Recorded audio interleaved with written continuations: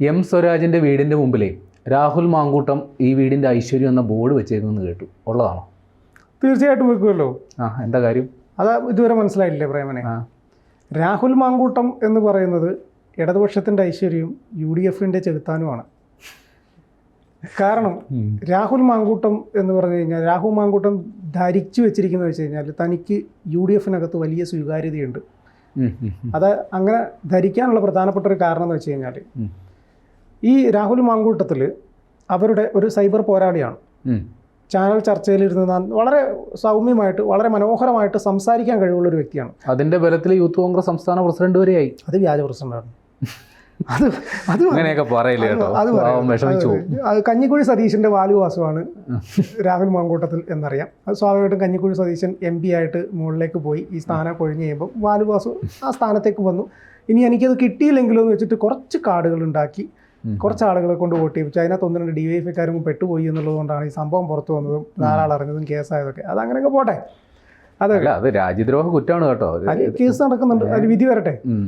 രണ്ടാമത്തെ കാര്യം, അപ്പോൾ ഇപ്പോൾ പ്രധാനപ്പെട്ട ഒരു കാര്യം എന്ന് വെച്ച് കഴിഞ്ഞാൽ നിലമ്പൂരിൽ എം സ്വരാജിന് രാഹുൽ മാങ്കൂട്ടത്തിൽ ചെയ്തു കൊടുത്ത ഒരു ഗുണം എന്താണെന്ന് വെച്ച് കഴിഞ്ഞാൽ ആദ്യത്തെ കാര്യം, രാഹുൽ മാങ്കൂട്ടത്തിൽ OLXൽ ആളെ തേടുന്നു എന്ന് പറഞ്ഞിട്ട്, അതായത് ഇടതുപക്ഷത്തിനൊരു സ്ഥാനാർത്ഥിയെ തേടുന്നു എന്ന് പറഞ്ഞിട്ട് ഒരു OLXൻ്റെ ലേവലൊക്കെ വെച്ചിട്ട് ഒരു പരസ്യം ഇട്ടു.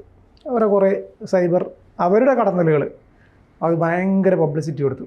കീലേരി അച്ചൂലിനായി എന്നോട് ഏറ്റുമുട്ടാൻ ആരുണ്ടടാ ആ ലൈൻ പിടിച്ചു. അതെ, സ്വാഭാവികമായിട്ട് എന്തായി, ഓൾറെഡി നിലമ്പൂരുള്ള അവിടുത്തെ തെരഞ്ഞെടുപ്പ് പ്രവർത്തനങ്ങളെല്ലാം ഏകോപിപ്പിച്ചുകൊണ്ടിരുന്ന എം സ്വരാജിന് ഗുണമായി. അവിടുത്തെ സഖാക്കൾ തന്നെ എം സ്വരാജ് വേണം എന്നാവശ്യപ്പെട്ടു തുടങ്ങി. എം സ്വരാജിന് സ്ഥാനാർത്ഥിത്വം കൊടുത്തു. എം സ്വരാജ് നിലമ്പൂർ എത്തുന്നതിന് മുമ്പേ തന്നെ എം സ്വരാജിന് സ്വീകരണം കൊടുത്തു തുടങ്ങി. ഷൊർണൂർ മുതൽ നമ്മൾ ആ ദൃശ്യങ്ങളിലൊക്കെ കണ്ടാണ്, ഇതിനെ കുറിച്ച് കൂടുതൽ പറയണ്ട. അദ്ദേഹത്തിൻ്റെ നാടും കൂടിയാണല്ലോ. അത് ഒന്നാമത്തെ കാര്യം രാഹുൽ മാങ്കൂട്ടം ചെയ്തു കൊടുത്ത്. 2, രാത്രിയിൽ തലയിൽ മുണ്ടിട്ടിട്ട് PV അൻവറിനെ കണ്ടിട്ട്, PV അൻവറെ ദയവ് ചെയ്തിട്ട് നിങ്ങൾ പിണറായിസത്തിനെതിരെയുള്ള ആ സമരം അവസാനിപ്പിക്കരുത്. അല്ല, രസം എന്താ വെച്ചാൽ തൊട്ടും അടുത്ത് അതിന് ഒരു മിനിറ്റുകൾക്ക് മുമ്പ് വരെ ഫേസ്ബുക്ക് പോസ്റ്റിൽ അൻവറിനെതിരെ അടിയോടടിയായിരുന്നു മാങ്കൂട്ടത്തിൽ. അതങ്ങനെയല്ലേ വരുള്ളൂ. നമ്മൾ മറ്റേ ചാനൽ ചർച്ചയിലും ഇതിലൊക്കെയുള്ള ആൾ പോലെയാണ്. പണ്ട് ചാനൽ ചർച്ചയിൽ വലിയതായിട്ട് വാദിച്ചുകൊണ്ടിരുന്നതാണ് സന്ദീപ് വാര്യർ, BJPക്ക് വേണ്ടിയിട്ട്. നീ ആറാ ഞാൻ ആറാന്ന് പറഞ്ഞിട്ട് ഓർമ്മയില്ലേ, ചാമക്കാലി രണ്ടുപേരും കൂടെ. ഇപ്പൊ അവരാരും മച്ചാനല്ലേ. അതൊക്കെയുള്ളൂ നിലപാട്. അത്ര കൂട്ടിയാൽ മതി. അതൊക്കെ ഈ സോഷ്യൽ മീഡിയയിൽ ഒരേ പാർട്ടിയല്ലേ, ചെയ്തല്ലേ പറ്റൂ. സോഷ്യൽ മീഡിയയിൽ PV അൻവറിനെതിരെ എഴുതിയിട്ട് മിനിറ്റുകൾക്കകം രാത്രി മുണ്ടിട്ടിട്ട് PV അൻവറിന്റെ അടുത്ത് ഇങ്ങനെ ഒരു പണി ഏതായാലും രാഹുൽ മാങ്കൂട്ടം പ്രതീക്ഷിച്ചില്ല. അത് വലിയ പണിയായി പോയി. ഗുഡ് നൈറ്റ് ഒക്കെ പറഞ്ഞു പോരുന്ന എന്ത് രസമായിട്ടാണ് ഷെയ്ഖാനൊക്കെ കൊടുത്ത് അടിപൊളി. അത് കഴിഞ്ഞിട്ട് മൂന്നാമത്തെ സംഭവമാണ് പെട്ടി. അല്ല, ഈ പെട്ടിക്ക് ഒരു പൂർവ്വകാല ചരിത്രം ഉണ്ടല്ലോ. പാലക്കാട് ആ നീലപ്പെട്ടിയും കൊണ്ട്, നീലപ്പെട്ടിയാണ് ഈ വീടിന്റെ ഐശ്വര്യം എന്നാണ് രാഹുൽ മാങ്കൂട്ടത്തിൽ അവരുടെ വീട്ടിൽ വെച്ചിരിക്കുന്നത്. നീലപ്പെട്ടി വീടിന്റെ ഐശ്വര്യം, അത് മാറി. അല്ല, അതിപ്പോ നീലപ്പെട്ടി ഇപ്പൊ കോൺഗ്രസ്സുകാർ എവിടെ പോയാലും ഒരു ഇൻസ്റ്റാഗ്രാം സ്റ്റോറി ഉണ്ട് വിത്ത് നീലപ്പെട്ടി. അതന്നെ. ഇനിയിപ്പോ പെട്ടി എന്ത് ചെയ്യുന്നുള്ളൂ, ട്രോളി ബാഗ്. ഇനിയിപ്പോ ആ പെട്ടി എന്ത് ചെയ്യുന്നുള്ളതാ. അപ്പോൾ ആ പെട്ടി വിവാദവും കൂടി ആയപ്പോൾ രാഹുൽ മാങ്കൂട്ടത്തിൽ മുഴുവൻ സമയ എം സ്വരാജിനെ സപ്പോർട്ട് ചെയ്യുന്ന, ഇൻഡയറക്റ്റായിട്ട് എം സ്വരാജിനെ സപ്പോർട്ട് ചെയ്യുന്ന ഒരാളായി മാറി എന്ന് തന്നെ നമുക്ക് പറയേണ്ടി വരും. ശരിക്കും പറഞ്ഞു കഴിഞ്ഞാൽ രാഹുൽ മാങ്കൂട്ടത്തിൻ്റെ രാഷ്ട്രീയ ഭാവി മിക്കവാറും നിലമ്പൂർ തെരഞ്ഞെടുപ്പ് തീരുമാനിക്കും എന്നതാണ് അതിൻ്റെ ഒരു വസ്തുത. രാഹുൽ മാങ്കൂട്ടം ഈ തെരഞ്ഞെടുപ്പുമായി കഴിയുമ്പോൾ തന്നെ എന്തായാലും VD സതീശൻ എടുത്തിട്ട് കൊടുക്കും എന്ന കാര്യത്തിൽ സംശയമില്ല. VD സതീശൻ അന്ന് തന്നെ പറഞ്ഞു, അന്ന് ഇതുവരെ ഒരു എന്ത് സംഭവം ഉണ്ടായാലും ആകാശം ഇടിഞ്ഞു വീണു എന്ന് പറഞ്ഞു കഴിഞ്ഞാലും VD സതീശൻ്റെ മുന്നിൽ മൈക്ക് കൊണ്ടേ വെച്ച് കഴിഞ്ഞാൽ VD സതീശന് ന്യായീകരണങ്ങൾ ഒരുപാട് ഉണ്ടാവാറുണ്ടായിരുന്നു. VD സതീശൻ എങ്ങനെയെങ്കിലും പറഞ്ഞേക്കും. ഏറ്റവും അവസാനത്തെ ഒരു സാധനം തന്നെ പറഞ്ഞാൽ, ഇപ്പം കഴിഞ്ഞ പ്രകാശ്, മറ്റേ കഴിഞ്ഞ തവണ അൻവറോണ്ട് മത്സരിച്ച് VV പ്രകാശിൻ്റെ വീട്ടിൽ എം സ്വരാജ് പോയി കഴിഞ്ഞപ്പോൾ അത് കഴിഞ്ഞിട്ട് VD സതീശൻ്റെ പത്രസമ്മേളനത്തിന് മാധ്യമപ്രവർത്തകർ ചോദിക്കുകയാണ്, എന്തുകൊണ്ട് ആര്യാടൻ ഷൗക്കത്ത് പ്രകാശിൻ്റെ വീട്ടിൽ പോയില്ല എന്ന് വെച്ചാൽ, എന്തിനാണ് ഷൗക്കത്ത് പ്രകാശിൻ്റെ വീട്ടിൽ പോകുന്നത്? ഒരിക്കലും ഒരു തെരഞ്ഞെടുപ്പ് കാലത്ത് എത്ര വലിയ ശത്രു ആയാലും ആ ശത്രുവിൻ്റെ വീട്ടിൽ അല്ലെങ്കിൽ അവരുമായിട്ട് കണ്ട് സംസാരിച്ച് അവരുടെ വോട്ട്, അവരുടെ കുടുംബത്തിൻ്റെ വോട്ട് സ്വീകരിക്കാൻ വേണ്ടിയിട്ട് ആ ഏത് രാഷ്ട്രീയ പാർട്ടിയുടെ പ്രതിനിധി ആയാലും അവർ പോകും. ഇവിടെ VV പ്രകാശിൻ്റെ വീട്ടിൽ എം സ്വരാജ് പോയി. സ്വാഭാവികമായിട്ടും VV പ്രകാശിൻ്റെ കുടുംബവും അവരുമായി അടുത്ത് നിൽക്കുന്ന ആളുകളും എം സ്വരാജിന് മാത്രമേ വോട്ട് ചെയ്യുള്ളൂ. അതൊരു പച്ചയായ സത്യമാണ്. ഇനി അത് ഇയാളുടെ പത്രസമ്മേളനം കൂടെ അതിന് കാരണമായി. അപ്പോൾ ഇതൊക്കെ വരുമ്പോൾ അതേപോലെ തന്നെ അത്രയും സംസാരിക്കാൻ കഴിവുള്ള ഒരു വി ഡി സതീശൻ ഈ പെട്ടി വിവാദം ഇവർ ഇത്രയും പ്രശ്നങ്ങൾ ഉണ്ടാക്കിയ സമയത്ത് മാധ്യമങ്ങളുടെ മുന്നിൽ ഒളിച്ചോടിപ്പ് ഓടിപ്പോണ ഒരു വിഷയം നമ്മൾ കണ്ടു. വി ഡി സതീശനെ സംബന്ധിച്ചിടത്തോളം അങ്ങനെ ഒരു വിഷയം വളരെ അപൂർവം മാത്രമാണ്. അല്ലെങ്കിൽ വി ഡി സതീശൻ നിന്ന് സംസാരിക്കുന്ന ഒരാളാണ്. എന്ത് വിഡിത്താണെങ്കിലും വെറും ഡയലോഗ് ആണെങ്കിലും വി ഡി സതീശൻ അവിടെ നിന്ന് പറയും. പക്ഷേ വി ഡി സതീശൻ അതുപോലും ന്യായീകരിക്കാൻ പറ്റാത്ത വിധത്തിൽ അവിടെ നിന്ന് ഓടിപ്പോകേണ്ട ഒരു കാരണം വന്നിട്ടുണ്ടെങ്കിൽ ഏറ്റവും ജൂനിയർ MLA മാത്രമായിട്ടുള്ള രാഹുൽ മാങ്കൂട്ടത്തിലും അതിൻ്റെ ഈ മൂക്കും മുമ്പ് പഴുക്കുന്നതുകൊണ്ടുള്ള കുഴപ്പമാണ്.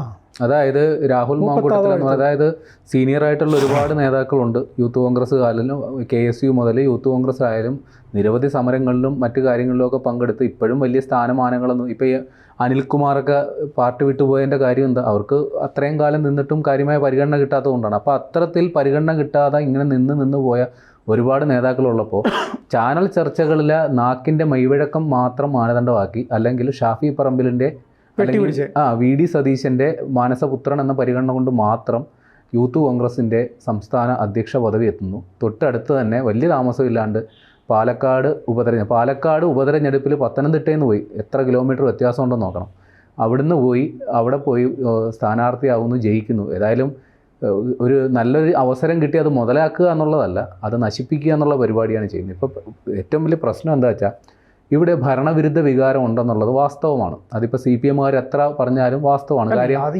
ഏത് ഇലക്ഷൻ സമയത്തും അല്ല, അത് ഞാൻ അതിൻ്റെ കാരണം പറഞ്ഞുതരാം. കാര്യം പാലക്കാട് ഉപതെരഞ്ഞെടുപ്പ് വന്നു, ഈ പറയുന്ന മാങ്കൂട്ടത്തിൽ പ്രതീക്ഷിച്ചതിനും വലിയ ഭൂരിപക്ഷമാണ് കിട്ടിയത്. ചേലക്കര എന്ന് പറയുന്നത് CPM-ൻ്റെ ഉരുക്കു കോട്ടയാണ്. അവിടെ അത്ര ഭൂരിപക്ഷത്തിലേക്ക് കാര്യങ്ങൾ പോയില്ല, വലിയ രീതിയിൽ വോട്ട് ചോർച്ചയുണ്ടായി. അപ്പോൾ അതുകൊണ്ട് ഈ ഏറ്റവും അവസാനം നടന്ന തെരഞ്ഞെടുപ്പ് വെച്ച് പരിഗണിക്കുമ്പോൾ ഭരണവിരുദ്ധ വികാരം ഉണ്ടെന്നുള്ളത് വാസ്തവമാണ്. അതിപ്പോൾ എത്ര നിഷേധിച്ചാലും അതുണ്ട്. അങ്ങനെ ഒരു സാഹചര്യത്തിൽ ഒരു ഉപതെരഞ്ഞെടുപ്പ് നടക്കുന്നു. ഈ പറയുന്ന നിലമ്പൂർ എന്ന് പറയുന്നത് UDF-ൻ്റെ ഉറച്ച കോട്ടകളിലൊന്നാണ്. ആര്യാടൻ മുഹമ്മദ് കാലങ്ങളായി ജയിച്ചുകൊണ്ടിരുന്ന സ്ഥലം.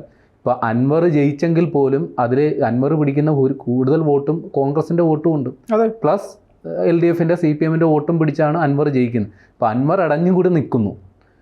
അപ്പോൾ ഇവർ പറയുന്നത് പോലെ അൻവർ പിടിക്കുന്നത് LDF-ൻ്റെ വോട്ടാണെന്ന് കരുതുക, അത് നടക്കില്ല. ഇപ്പോൾ അൻവറിൻ്റെ പിടിക്കുന്ന വോട്ട് UDF-ൻ്റെ പോൾ, കാര്യം LDF-ൻ്റെ വോട്ടെന്ന് പറഞ്ഞാൽ അത് കൃത്യം വോട്ടാണ്. അത് പോൾ ചെയ്തപ്പെട്ടില്ലെങ്കിൽ ആ ലിസ്റ്റിലുള്ളവർ സമാധാനം പറയണം. പാർട്ടി സംവിധാനം അതാണ്.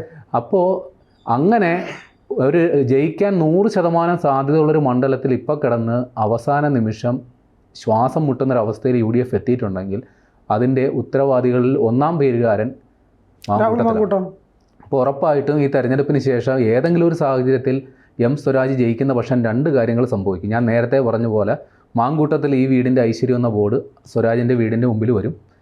മാങ്കൂട്ടത്തിൻ്റെ കാര്യം ചിലപ്പോൾ ഇപ്പോൾ പാലക്കാട് ഏതായാലും ഈ ടൈം കഴിയുന്നവരെ പാലക്കാട് ഉണ്ടാകും. അത് കഴിയുമ്പോൾ ചിലപ്പോൾ രാഹുൽ മാങ്കൂട്ടത്തിൽ പത്തനംതിട്ടയിലെ വീട്ടിൽ സ്വസ്ഥം കാരണമായിട്ടിരിക്കേണ്ട അവസ്ഥയുണ്ടാകും. ഈ രാഹുൽ മാങ്കൂട്ടത്തിൽ നിന്നും രാഷ്ട്രീയ വിദ്യാഭ്യാസം എന്ന് പറഞ്ഞൊരു സാധനം, എങ്ങനെയാണ് നമ്മളൊരു രാഷ്ട്രീയക്കാരനായിരിക്കുമ്പോൾ പെരുമാറേണ്ടതെന്നും ഒരു ജനപ്രതിനിധി ആയിരിക്കുമ്പോൾ ഒരു സമൂഹത്തിൽ ആ ഉദ്യോഗസ്ഥനോട് കാണിക്കുന്ന ധാർഷ്ട്യം. ഇപ്പം ഈ ജയരാജന്മാരുടെ വീഡിയോ ഒക്കെ ഈ കോൺഗ്രസ്സുകാർ ഒരുപാട് പ്രചരിപ്പിച്ചിട്ടുണ്ട്. ഈ പോലീസ് സ്റ്റേഷൻ സംഭവങ്ങളൊക്കെ സമാന സാധനം ഇവർ ചെയ്യുമ്പോൾ എന്തു പറഞ്ഞ് ന്യായീകരിക്കും? ഈ കണ്ണൂർ രാഷ്ട്രീയത്തിലുള്ള ഇടതുപക്ഷക്കാർക്കും അല്ലെങ്കിൽ വലതുപക്ഷക്കാർക്കും കണ്ണൂരിലെ ഒരു ചേകവരുടെ ഒരു സ്വഭാവമാണ് അങ്ങോട്ട് പോയി കഴിഞ്ഞാൽ. അപ്പൊ അതുകൊണ്ടാണ് ഈ പറഞ്ഞ സുധാകരനും അതുപോലെ തന്നെയാണല്ലോ, ജയരാജന്മാരെന്ന് പറയുന്ന അതേ സ്വഭാവം തന്നെയാണ്, ആ ഒരു ലൈനാണ്. അപ്പം അങ്ങനെയുള്ള ആളുകളൊക്കെ പെരുമാറുന്ന അവർക്ക് ആ രീതിയിൽ മാത്രമേ പെരുമാറാൻ അറിയുള്ളൂ. സ്നേഹിച്ചാൽ നക്കിക്കൊല്ലും, ദ്രോഹിച്ചാൽ ഞെക്കിക്കൊല്ലും. അതാണ് ലൈൻ. അപ്പൊ അങ്ങനെ വരുന്ന സമയത്ത് അവരെ കുറ്റം പറയുന്ന ആളുകളാണ് ഇത്. അപ്പോൾ അവർക്ക് രാഷ്ട്രീയ വിദ്യാഭ്യാസവും ഇല്ല, രാഷ്ട്രീയ തിരിച്ചറിവില്ല എന്ന് പറയുന്നിടത്താണ് രാഹുൽ മാങ്കൂട്ടത്തിനെ പോലുള്ള ആളുകൾ ഇങ്ങനെ പെരുമാറുന്നത് എന്നതുകൂടി കോൺഗ്രസ് ഒന്ന് അടിസ്ഥാനപരമായിട്ട് പരിശോധിക്കേണ്ട ഒരു കാര്യമാണ്. ഇനി എന്താണ് ഇവർക്ക് എന്താ പറയുക, ഇവർക്ക് വല്ല രാഷ്ട്രീയ വിദ്യാഭ്യാസമോ എങ്ങനെ ജനപ്രതിനിധി പെരുമാറണോ എന്ന കാര്യത്തെക്കുറിച്ചൊക്കെ കോൺഗ്രസ് തീരുമാനിച്ചാൽ അവർക്ക് ഇനി പിടിച്ചു നിൽക്കാം. ഇല്ലെങ്കിൽ വീണ്ടും ഇതേപോലെ പ്രതിപക്ഷത്തിൽ ഇരിക്കാനായിരിക്കും യോഗം.